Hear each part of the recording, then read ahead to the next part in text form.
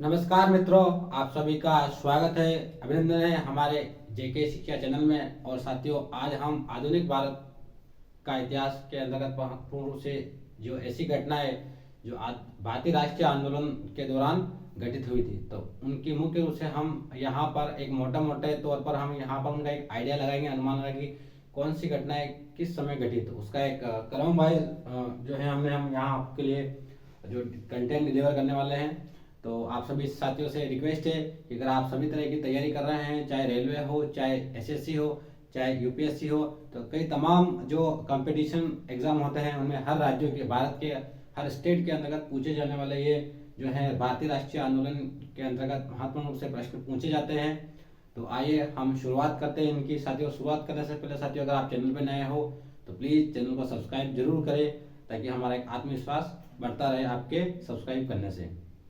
तो हम चलते हैं। सबसे पहले हम यहाँ देखेंगे कि यहाँ पर 1893 की बात करते हैं। तो यहाँ पर सबसे पहले गांधी जी अफ्रीका गए थे। गांधी जी अफ्रीका गए थे, जो कि वहाँ पर एक वकील के तौर पर वह गए थे। तो यहाँ 1893 की बात है। इसी दौर में यहाँ पर एक शिकागो सम्मेलन होता है, जिस 1893 में शिकागो सम्मेलन होता है, जिसके अंतर्गत की महत्वपूर्ण रूप से स्वामी विवेकानंद भाग लेते हैं और वही संदेश देते हैं कि जैसे उनको एक सब्जेक्ट दिया जाता है कि जीरो पर बोलना। तो इस प्रकार जो है एक महत्वपूर्ण जो सम्मेलन रहता है स्वामी विवेकानंद का। तो ये दोनों घटनाएं एक साथ घटित हुई थी, इसलिए मैंने आपको यहाँ पर बताने की कोशिश करी है। आगे अपन बात करते हैं। तो यहाँ पर 1894 में नाटाल इंडिया कांग्रेस की स्थापना की गई अफ्रीका में महात्मा गांधी जी के द्वारा। तो वहां पर भी उस समय अफ्रीका जो था वह एक प्रकार से औपनिवेशिक देश था अंग्रेजों का। तो वहां पर जिस प्रकार हमारा भारत जो गुलाम रहा था अंग्रेजों का, तो उसी प्रकार अफ्रीका भी एक तरह से गुलाम था अंग्रेजों का। तो वहां पर गांधी जी पहुंचे तो उन्होंने देखा कि जो नस्ल भेद सरकार थी, एक प्रकार से गोरे और कालों के बीच के अंतर्गत जो भेदभाव किया जाता था, तो वहाँ की गोरी सरकार के द्वारा वहाँ के जो अफ्रीका के स्थानीय निवासी जो थे वहाँ मुख्य रूप से उनके पास साथ भेदभाव किया जाता है। तो वहाँ कहीं ना कहीं महात्मा गांधी जी ने सबसे पहला महात्मा गांधी ने वहाँ पर सत्याग्रह किया था। तो इस प्रकार वहाँ पर एक संगठन को स्थापित किया था, जिसका नाम था यहाँ पर नटाल इंडिया कांग्रेस, जो कि अफ्रीका में किया गया था। तो इसी के साथ साथियों, अगर अपन आगे की बात पे अगर चर्चा कर लेते हैं, तो यहाँ पर 1905 में 1885 में कांग्रेस की स्थापना होती है। 1885 के अंतर्गत राष्ट्रीय कांग्रेस की स्थापना होती है। यह स्थापना क्यों की जाती है? क्योंकि उस समय देखिए, आप सब जानते हैं कि उस समय भारत जो था ब्रिटिश गुलाम की भेड़ों में झगड़ा हुआ था। तो यह कहीं ना कहीं अंग्रेजों को ऐसा लगता था, अंग्रेज की स्थापना इसलिए की गई थी कि अंग्रेजों को कहीं ना कहीं लगता था कि जो 1857 की जो क्रांति हुई थी राष्ट्रीय, जो कि स्वतंत्रता संग्राम की प्रथम क्रांति बन गई थी, तो उस क्रांति के दौरान ये माना जाता था कि अंग्रेजों को एक डर उसके अंदर, अंग्रेजी सरकार के अंदर, ब्रिटिश जो सरकार थी उसके अंदर एक डर सा छा गया था कि कहीं ना कहीं जो भारत में जो आंदोलन है वह डायरेक्ट हमारे तरफ जो आंदोलन की ज्वाला है डायरेक्ट उनके साथ नहीं पहुंचे। इसके लिए उन्होंने एक बीच में एक सेफ्टी वाल तैयार किया, जैसे हम कहते हैं कि सेफ्टी वाल। तो वही सेफ्टी वाल के तौर पर जो थी वह यह कांग्रेस की स्थापना की गई थी, यानी एक संगठन बनाया गया था, ताकि वह संगठन पहले आंदोलन होने, कोई भी अगर आंदोलन कर रहा है भारत में, तो आंदोलन होने से पहले उस आंदोलन के अंतर्गत क्या क्या है उस संगठन तक पहुंचे, फिर उस संगठन के माध्यम से अंग्रेजों के पास वह चीज पहुंचे, ताकि अंग्रेज जो है वह उसका समाधान सॉर्ट आउट कर सके चीजों को, और एक आंदोलन यानी कि एक आंदोलन से उनको बचाया जा सके, जैसे कि 1800 की क्रांति हुई थी। तो यहाँ पर इसी के कारण ये अंग्रेजों के द्वारा स्कॉटलैंड के एक निवासी थे, जो कि लेखक थे महत्वपूर्ण से और आईएएस भी थे, और उनका नाम था ए हुम। तो उन्हीं के द्वारा ये कांग्रेस की स्थापना की गई थी। और उसके बाद में हम देखते हैं कि क्रम वाइज इनके जो सम्मेलन चलते गए, और अंत में हमने देखा कि भारत को आज़ादी दिलाने में कहीं ना कहीं कांग्रेस की महत्वपूर्ण भूमिका थी, जिसके अंदर प्रमुख नेता हुए थे। तो आगे चलते हैं। उसके बाद में 1905 के अंतर्गत बंगाल का विभाजन होता है। 1905 का बंगाल का विभाजन होता है। फिर उसके बाद में यही 1906 में मुस्लिम लीग बनता है, जो कि 30 दिसंबर 1906 को मुस्लिम लीग की स्थापना होती है ढाका के अंतर्गत। बंगाल की अभी राजधानी है ढाका, तो वहीं पर जो है वह उस समय भारत के अंतर्गत आता था। तो वहीं पर बंगाल की स्थापना हुई थी 1905 में। उसके बाद कौन सी घटना घटी थी? मुस्लिम लीग बना, यानी कि जो उस समय अंग्रेजों ने जब बंगाल का विभाजन किया था, उस समय मुस्लिम लीग अस्तित्व में आया। तो यह 1906 में मुस्लिम लीग का अस्तित्व में आया, मुस्लिम लीग बना, इसकी स्थापना ढाका में हुई। उसके बाद में 1907 में कांग्रेस का विभाजन हुआ। जैसे जैसे हमने देखा था यहाँ पर 1885 के अंतर्गत कांग्रेस की जो स्थापना हुई थी, तो वहां पर आगे चलकर कांग्रेस के अंतर्गत दो मुख्य भागों में बढ़ गई कांग्रेस अपने संगठन को लेकर, क्योंकि बंगाल का जो विभाजन आया था उस समय बंगाल के विभाजन के कारण यहाँ पर एक स्वदेशी आंदोलन छेड़ा था कांग्रेस के द्वारा। तो उस आंदोलन को लेकर कि आंदोलन का नेतृत्व कौन करे, इसको लेकर के मतभेद हुए थे। यहाँ पर गरम दल नरम दल जो संगठन बने थे, जैसे गरम दल में लाल बाल पाल मुख्य रूप से जाने जाते हैं, बाल गंगाधर तिलक और लाला लाजपत राय, तो इस प्रकार बीपी चंद्र पाल और अरविंद घोष। तो इस प्रकार उसी प्रकार हम देखेंगे कि नरम दल के अंतर्गत प्रमुख नेता थे, जैसे कि ये अपने सुरेंद्रनाथ बनर्जी थे और गोपाल कृष्ण गोखले थे, फिरोज शाह मेहता थे और दादा भाई नौरोजी थे। तो ये कहीं न कहीं जो है उनका ये था कि हम अगर भारत को आज़ादी दिलानी है या कोई अगर आंदोलन करना तो ब्रिटिश के सानिध्य में रहकर आंदोलन किया जाए, ब्रिटिश के सानिध्य में रहकर जो है छत्र छाया में रहकर हमें एक स्वराज की प्राप्ति हो। तो वह ये चाहते थे, जबकि इसके अपोजिट में उदारवादी जो संगठन था वह ये चाहता था कि अंग्रेजों को अंग्रेजी की भाषा में ही समझाना पड़ेगा। क्यों? क्योंकि जो वहां तक देखा कि अंग्रेज जिस प्रकार से छल कपट जो करते थे, तो उनका कहीं न कहीं मानना था कि हमें जो अगर भारत को आज़ादी दिलानी है या भारत के अंदर स्वराज की स्थापना करनी है तो अंग्रेजों को ईंट का जवाब ईंट से ही देना पड़ेगा।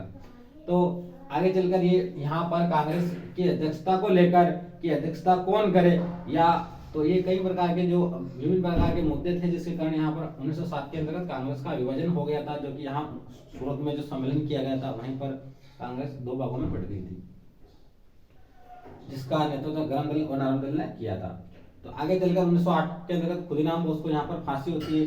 खुदीराम बोस को 1908 में यहाँ फांसी दी जाती है, यानी कि भारतीय राष्ट्रीय आंदोलन के अंतर्गत कोई युवा सबसे पहले अगर शहादत दी 18 साल की एज में, तो यहाँ खुदीराम बोस थे, तो यहाँ उनको फांसी दी गई थी। आगे चलकर 1919 का माल्या मिंटो सुधार अधिनियम आया था। 1919 का माल्या मिंटो सुधार अधिनियम से ये तात्पर्य है कि साथियों यहाँ पर की जो कि कुछ संवैधानिक सुधार किया गया था भारत के अंतर्गत। तो ये बंगाल विभाजन के बाद ही हुआ था 1909 के अंतर्गत। जो उस समय मार्ले जो थे वह सचिव थे, भारतीय सचिव थे, और मिंटो जो थे वह यहाँ के वायसराय थे, लॉर्ड मिंटो। तो उनके अंदर एक सुधार आयोग बना, जो कि उस सुधार आयोग अधिनियम के नाम से जाना जाता है। आगे चलकर अगर हम बात करें तो 1913 के अंतर्गत गदर आंदोलन का गठन किया गया था सैन फ्रांसिस्को के अंतर्गत, जो कि अमेरिका में है मूल रूप से। तो वहां पर गदर पार्टी बनाई गई थी लाला हरदयाल के नेतृत्व में, ब्रिटिश भारत से मुक्ति पाने के लिए।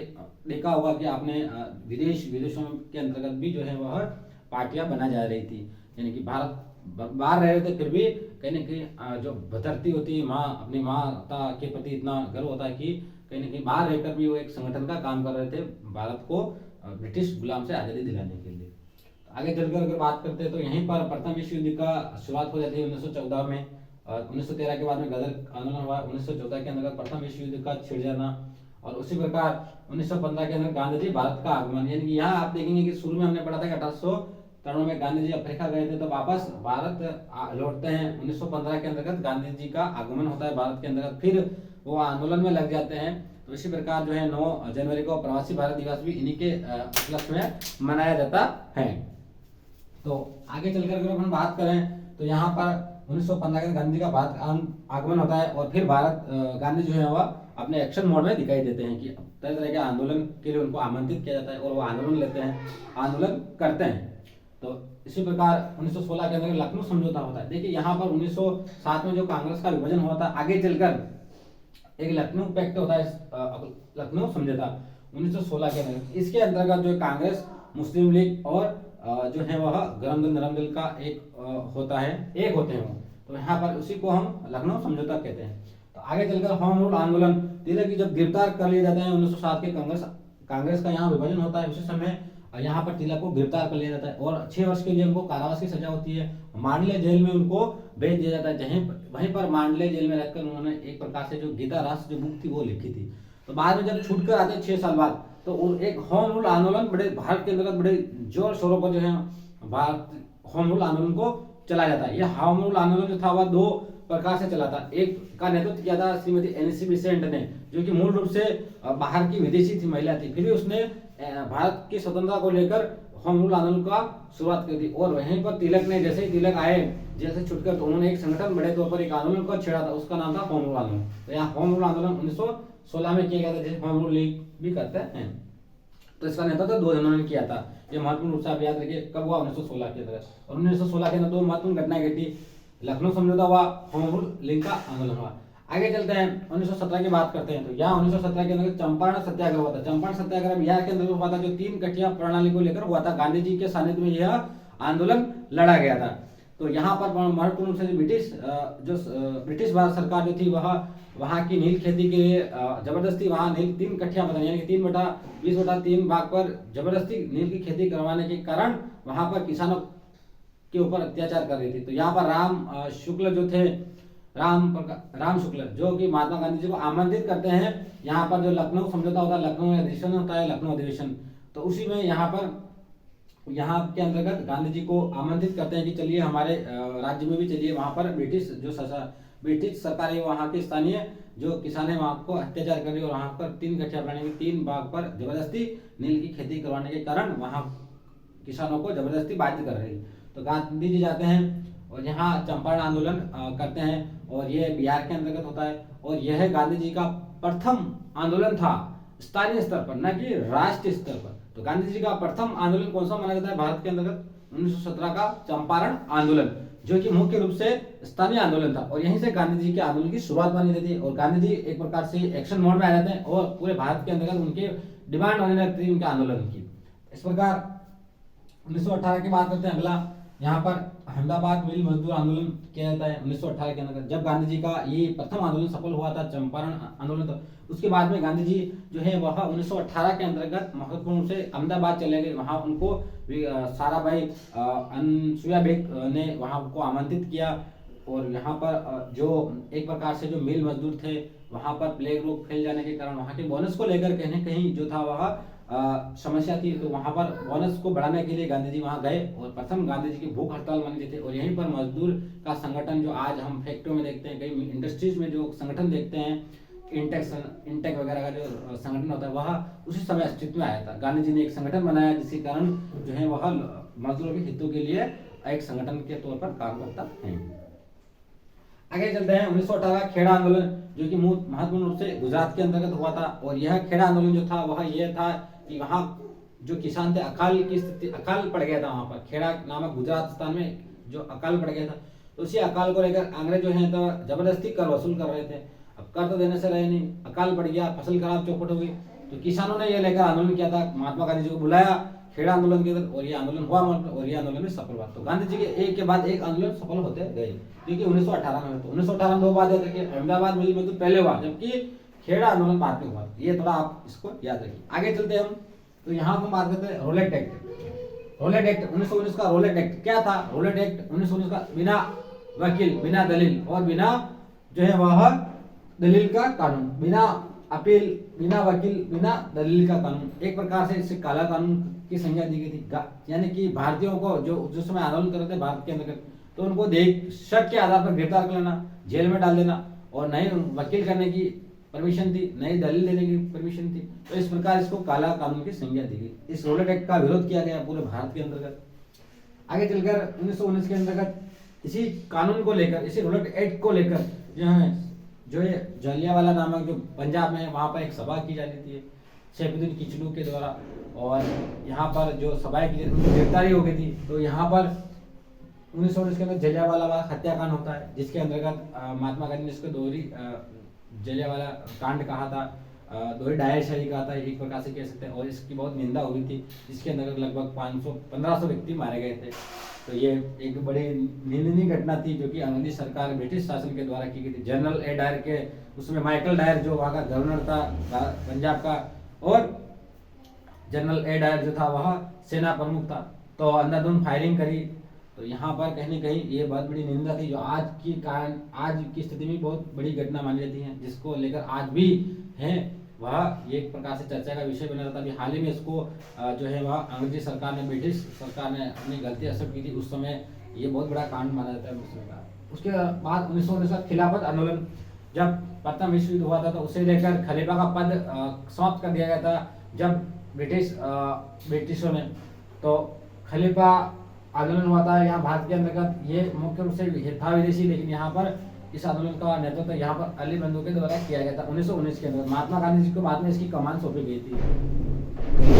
1920 का असहयोग आंदोलन भारत में सबसे बड़ा आंदोलन था, जिसके अंतर्गत महात्मा गांधी ने केसरी हिंद की उपाधि भी त्याग दी थी। असहयोग यानी सहयोग नहीं करेंगे कानून भारत ब्रिटिशों का। तो 1920 के अंतर्गत असहयोग आंदोलन था। उसके बाद में 1922 के अंदर चौरा चौरी कांड की घटना घटित हुई थी। एक प्रकार से असहयोग आंदोलन का नेतृत्व करते समय यहाँ पर जो भीड़ भाड़ ने जो है वह पुलिस स्टेशन को जला दिया था, जिसके अंतर्गत 24 या 22 जो महत्वपूर्ण से अंग्रेजों को अंग्रेजी सेना को जला दिया था। तो यहाँ फिर गांधी जी ने इसको चौरा चौरी कांड की संज्ञा देकर इस असहयोग आंदोलन को स्थगित कर दिया था। इसी को लेकर इसकी बहुत बड़ी निंदा हुई थी बड़े तौर पर। उसके बाद आगे चलकर असहयोग आंदोलन को जब स्थगित कर दिया तो आगे चलकर मोतीलाल नेहरू और चितरंजन दास के नेतृत्व में यहाँ पर 1923 के अंतर्गत स्वराज पार्टी का गठन किया जाता है। और आगे चलकर 1924 का बेलगांव अधिवेशन होता है, कांग्रेस का एक अधिवेशन होता है। यह इंपॉर्टेंट इसलिए 1924 का क्योंकि इसके अंतर्गत एकमात्र अधिवेशन था जिसके अंतर्गत महात्मा गांधी जी ने जो है वह भाग लिया था, यानी कि अध्यक्षता करी थी। तो बेलगांव का अधिवेशन है जो कि महत्वपूर्ण 40वां अधिवेशन था। आगे चलकर 1925 का काकोरी कांड की घटना होती है, जिसके अंतर्गत आगे चलकर 1928 के अंतर्गत साइमन कमीशन आता है, जो कि भारत के अंतर्गत महत्वपूर्ण रूप से एक कमीशन बिठाया जाता है संवैधानिक सुधार के लिए। तो इस कमीशन का साइमन कमीशन गोबिक का इसका विरोध होता है, क्योंकि इसके अंदर एक भी भारतीय नहीं था, जिसके कारण इसका विरोध माना जाता है। 1929 के अंतर्गत लाहौर अधिवेशन हुआ और इसी लाहौर अधिवेशन के अंतर्गत महत्वपूर्ण रूप से पूर्ण स्वराज की मांग रखी गई। आगे चलकर 1930 का सविनय अवज्ञा आंदोलन होता है। महात्मा गांधी जी ने सविनय अवज्ञा आंदोलन को छेड़ा था और सविनय अवज्ञा आंदोलन। और 1930 के अंदर प्रथम गोलमेज सम्मेलन का आयोजित किया जाता है, जिसके अंतर्गत की कांग्रेस सरकार भाग नहीं लेती है। और इस प्रकार 3 आंदोलन किए जाते हैं, सम्मेलन किए जाते हैं। प्रथम गोलमेज सम्मेलन, द्वितीय गोलमेज सम्मेलन, तृतीय गोलमेज सम्मेलन। आगे चलकर 1931 का गांधी रिबन समझौता होता है 4 मार्च 1931 को। और 1931 को द्वितीय गोलमेज सम्मेलन होता है और 1932 को तृतीय गोलमेज सम्मेलन का आयोजित किया जाता है। और 1932 के अंतर्गत पुनः समझौता होता है।